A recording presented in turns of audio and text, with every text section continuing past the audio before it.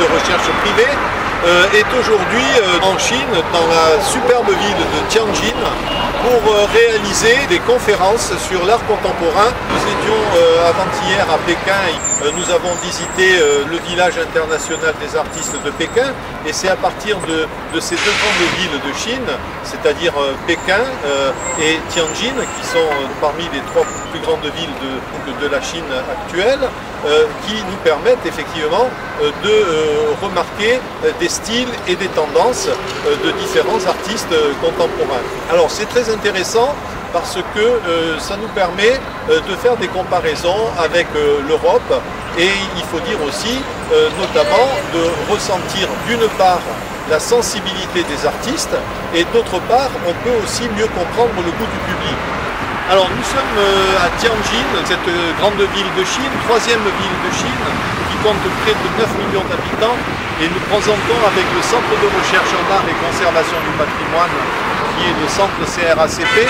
une unité privée de recherche en art qui a une vocation européenne.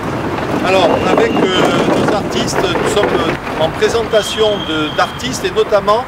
plus particulièrement de présentation de démarches artistiques européennes pour les confronter dans un cadre de recherche et dans un cadre d'évolution de l'art, pour les confronter effectivement avec la création contemporaine asiatique, chinoise en particulier, faire connaître ces artistes européens, faire connaître la démarche artistique de manière à resserrer, on peut dire, les liens de l'art international entre la Chine et l'Europe. Et également mieux faire connaître le travail qui peut être réalisé au niveau européen. Les artistes que nous présentons sont des artistes dans tous les styles. En effet, du figuratif jusqu'à l'abstrait, on a besoin de mieux faire comprendre les démarches que réalise chacun de ces artistes. Par exemple,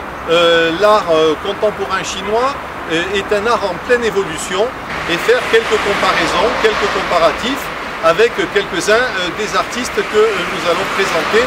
dans les conférences du Centre de recherche en art, conservation du patrimoine, qui est une unité de recherche privée à vocation européenne. Alors tout d'abord, on a été tout à fait intéressé de pouvoir comparer et mieux faire connaître l'art contemporain au niveau du paysage abstrait, tel que Gérard Suissia, qui est un peintre contemporain français. Gérard Suissia réalise des travaux d'art contemporain. Ce sont des travaux de paysagisme abstrait, mais vraiment dans une innovation, c'est-à-dire qu'il réalise ces tableaux avec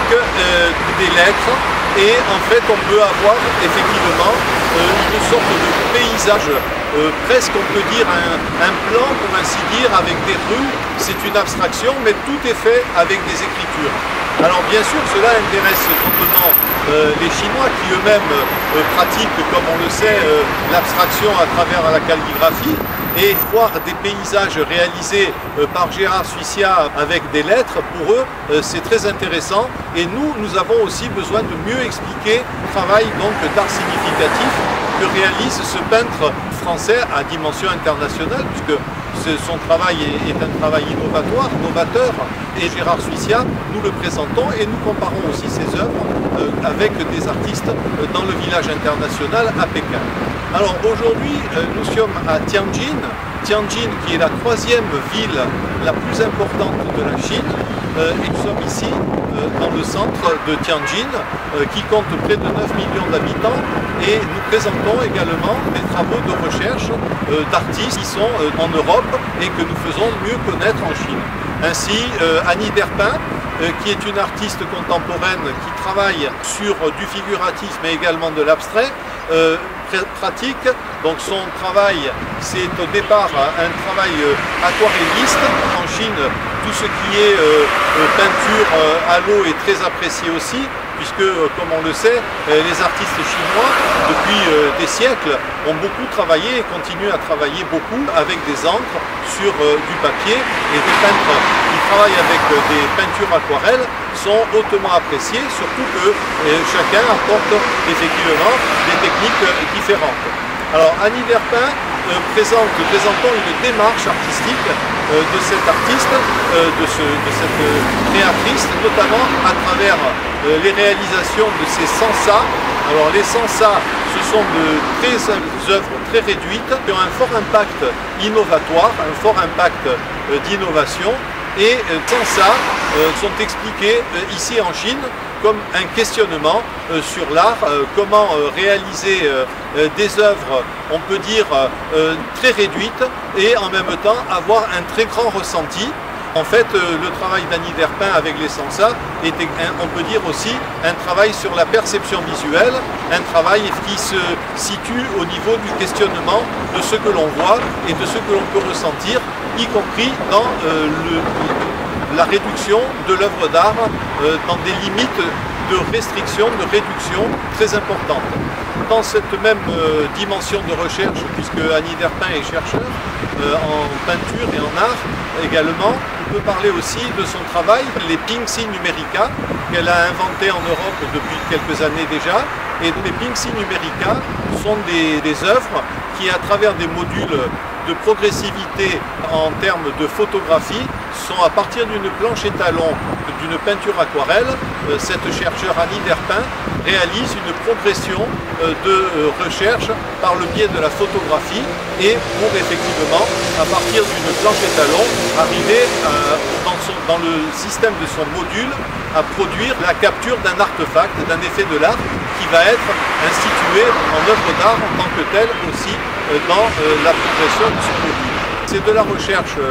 en esthétique, c'est de la recherche qui croise la peinture aquarelle, puisque c'est une peintre aquarelliste au départ, et également une photographe. Elle croise ces deux disciplines, aquarelle et photographie, pour nous donner les Pingxi Numerica qui sont innovatoires et donc novateurs. Et depuis quelques années d'ailleurs, on a pu comprendre son travail et le développer. Il y a eu quelques expositions dans le sud de la France, des participations à des manifestations telles que Style et Tendance, notamment Style et Tendance dans l'art en 2013 à Cannes. Des œuvres qui sont des œuvres bien entendu avant-gardistes, on peut dire up to date. Et ces œuvres en fait, nous avons aussi tout ce qui concerne l'art digital. Alors l'art digital, nous avons en présentation dans nos conférences que nous réalisons ici à Tianjin, et d'ailleurs des œuvres de Martine Ancio et également de Régine Bazin. Alors Martine Ancio est considérée comme une artiste qui a fondé, qui a créé, qui a donné un statut nouveau à la photopeinture, c'est-à-dire qu'à partir d'une photo qu'elle prend de la réalité, Martine Ancio retravaille cette photo à partir d'outils du numérique. Martine Ancio en fait prolonge, on peut dire, l'œuvre d'art à partir d'une photo réelle qu'elle prend pour retravailler un autre concept, un concept beaucoup plus abstrait qui permet effectivement de donner une autre dimension non seulement à l'art numérique mais également à l'abstraction. Alors, Martine Ancio se situe notamment en Europe et par rapport aux États-Unis aussi, dans les logiques qui ont fait que pendant un certain nombre d'années, de nombreux peintres ont essayé effectivement de travailler la peinture en termes d'hyper-réalisme de manière à essayer d'arriver à réellement une œuvre de nature photographique. Alors Martine Ancio, dans ce contexte, travaille d'une manière paradoxale, c'est-à-dire d'une manière différente. Et ici à Tianjin, dans une des plus grandes villes de Chine, nous sommes heureux de pouvoir présenter son travail, puisque effectivement nous expliquons ce que nous en avons ressenti aussi après de nombreuses interviews avec Martine Ancio. Effectivement, il s'agit pour elle, à présent, de faire entrer la démarche abstraite numérique dans un même statut que la peinture. Et c'est là, disons, son enjeu, c'est-à-dire faire une place à part entière à l'art numérique au même titre que la peinture abstraite.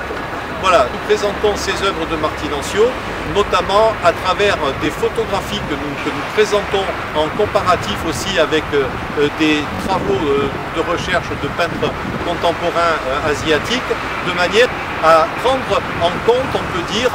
les tendances nouvelles qu'il peut y avoir au niveau international pour prendre en compte le progrès de l'art contemporain et pouvoir faire des comparaisons effectivement entre l'art contemporain, notamment en ce qui concerne Martinencio, l'art contemporain numérique et par ailleurs les travaux numériques qui peuvent être faits en Chine. Alors nous avons vu dans les tendances actuelles sur cet art contemporain en Chine, à l'occasion de la visite de plusieurs grandes galeries dans le village international à Pékin, la recherche du réalisme photographique reste quand même un enjeu, reste un challenge. Et on peut dire que